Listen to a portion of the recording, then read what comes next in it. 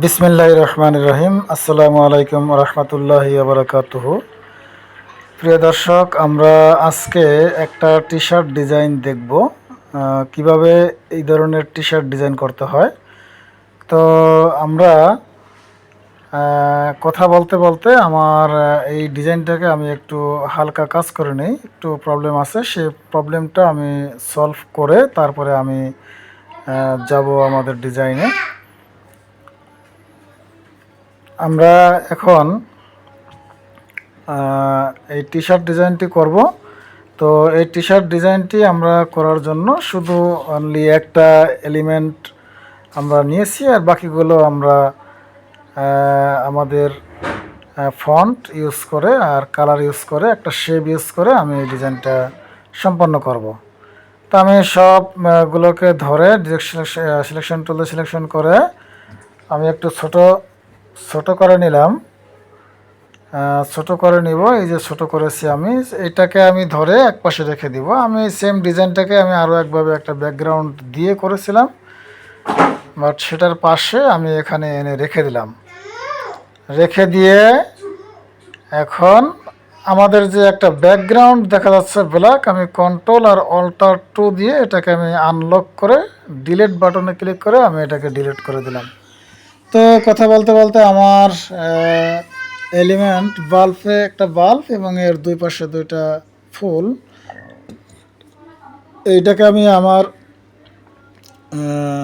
Work স্পেসের মাঝখানে নিয়ে আসলাম, আমার লেয়ারের মাঝখানে নিয়ে এসে এখন এটাকে আমি আমার লেখাগুলোকে আমি এখানে নিয়ে আসলাম। এই লেখাগুলোকে আমি কয়েকটা কপি করব, অল্টার শিফট চেপে ধরে এখানে এবং এখানে একটা কপি করে রাখলাম।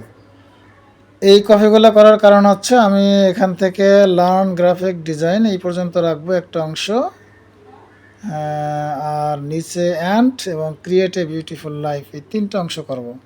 আচ্ছা, আমি এটাকে এখান থেকে কেটে দিলাম, কেটে দিয়ে এটাকে এখানে রাখি, রেখে আমি নিচের এটাকে ধরি, ধরে এখান থেকে এই পর্যন্ত, এখানে না, এই অংশটা না, এই অংশটা থাকবে, শুধু এই অংশটা আমি ফেলে দেব। দেন এখান থেকে আবার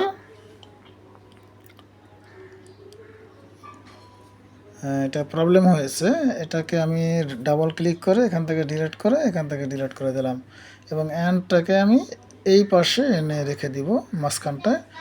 রেখে দিয়ে এখন এখানে উপরের টোটাল অংশটা আমি ফেলে দেবো, উপরে যে অংশটা আছে এই অংশটা আমি ফেলে দেবো, ফেলে দিলাম। ফেলে দিয়ে আমি এখন এগুলোকে এখন আমি ফন্ট ইউজ করব এবং কালার ইউজ করব এবং কোথায় বসাইতে হবে সেই জায়গাটাতে আমি বসায় আনিব।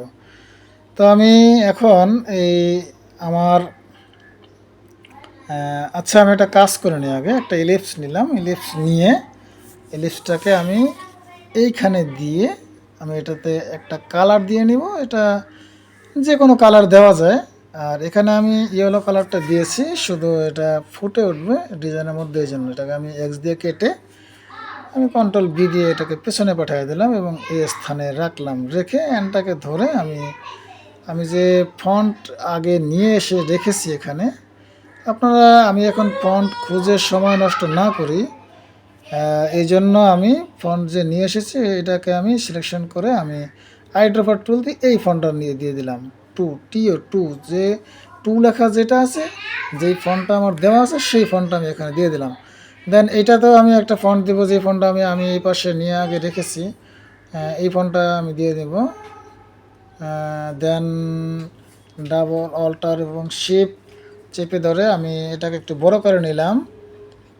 বড় করে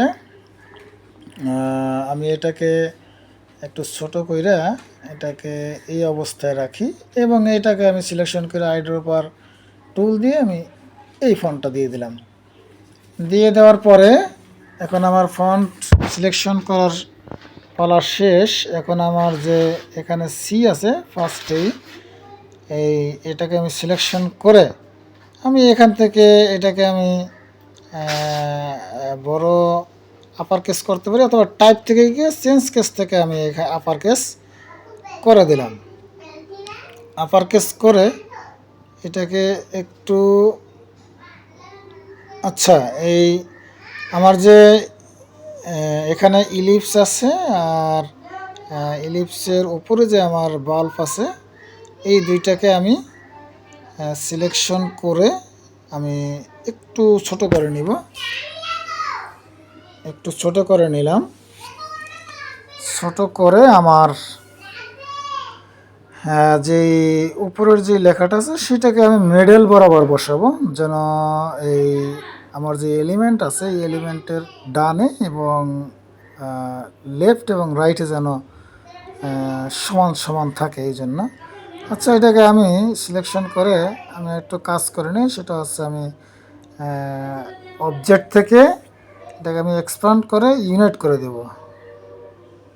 ইউনিট হয় নাই, একটা প্রবলেম আছে, সেটা হচ্ছে আমার এটা এক্সপ্যান্ড করা হয় নাই, এক্সপ্যান্ডের কাজ শেষ হয় নাই। আমি আবার অবজেক্টে গেলাম, অবজেক্ট এক্সপ্যান্ড, এই যে আমার এখন এক্সপ্যান্ডের কাজ শেষ হয়েছে। আমি এখন এটাকে ইউনিট করে দিলাম, এটাকে মোটা করলাম একটু, এই জন্য বোল্ট টাইপের করে দিলাম একটা কারণে, যে দেখতে যেন ভালো লাগে, এই জন্য, আর কোনো উদ্দেশ্য না।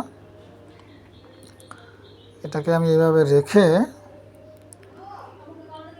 এটাকে একটু ধরে উপরে উঠায় দেই, দেন এটাকে একটু উপরে উঠায় দিই।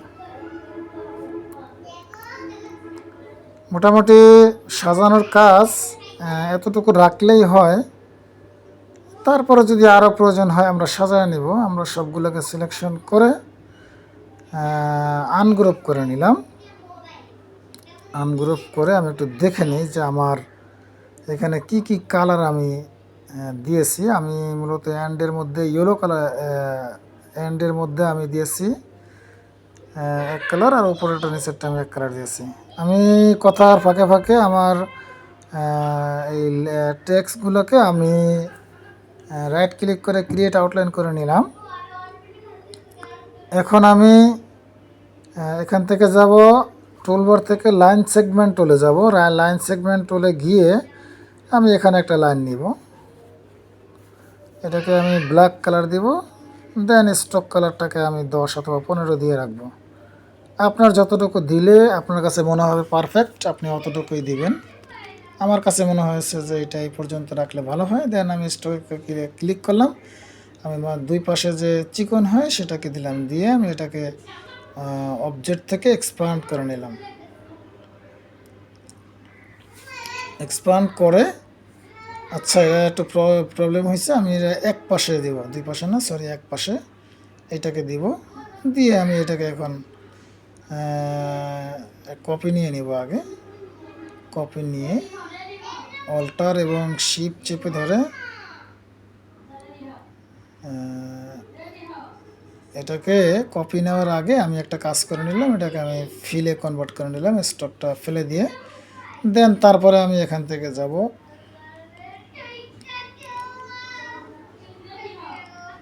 আচ্ছা এটাকে আমি একটু ঘুরায় নিলাম। এটাকে রোটেট টুল দিয়ে ঘোরানো যাইতো, বাট আমি সেই কাজটা করিনি। আমি রাইট ক্লিক করে এটাকে ঘুরায় নেওয়ার চেষ্টা করেছি এবং ঘুরায় নিয়েছি।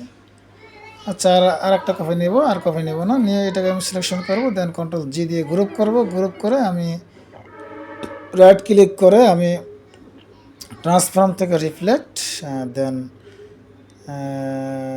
হরিজেন্টালে দিয়ে দেন কপি। এখন এখান থেকে আমি এটাকে শিফট ধরে এখানে নিয়ে আসলাম। এখন দেখেন প্রবলেম হলে আমার এইটার মাথা যেদিকে ওইটার মাথা সেদিকে, তো এখান থেকে আমি আবার রিফ্লেক্ট এসে এটাকে আমি ভার্টিক্যালে করে দিলেই, ভার্টিক্যাল করে দিলেই দেন ওকে, আমার এটা সুন্দরভাবে বসে গেছে। তো আমি এটাকে এভাবে রেখে আমি সবগুলোকে সিলেকশন করে কন্ট্রোল জি দিয়ে গ্রুপ করে নিলাম। গ্রুপ করে এখন আমার আরও একটু কাজ আছে, সেটা হচ্ছে আমি এখান থেকে রেক্ট্যাঙ্গেল টুলে গিয়ে আমি একটা ক্লিক করে আমি এটার সমান একটা ব্যাকগ্রাউন্ড দিয়ে এটা হরিজেন্টালি অ্যালাইনমেন্টটিকে হরিজেন্টালি ভার্টিক্যালি আমি অ্যালাইন করে দিলাম। দেন রাইট ক্লিক করে এখান থেকে অ্যারেঞ্জ থেকে সেন্ড টু ব্যাগে পাঠিয়ে দিলাম। এখন দেখেন আমার লেখাগুলো দেখা যাচ্ছে না, কারণ লেখাগুলো কালো আর আমার ব্যাকগ্রাউন্ড কালো, এই জন্য দেখা যাচ্ছে না। তো আমি এগুলোকে আনগ্রুপ করে আমি এটাকে হোয়াইট কালার দিয়ে দিলাম। হোয়াইট কালার দিয়ে দিয়ে নিচের এটাকে আমার এন্ডকে আমি অরেঞ্জ কালার, ডিপ অরেঞ্জ কালারটা দিব, একবারে ফুলফিল ডিপ তা না, হালকা ডিপ। দেন এটাকে আমি ধরে এখান থেকে হোয়াইট কালারটা দিয়ে দেব। এবং আমার যে দুটো শেপ আছে দুই পাশে, এই পাশে একটা শেপ, দেন এটাতে আমি হোয়াইট কালার দিব।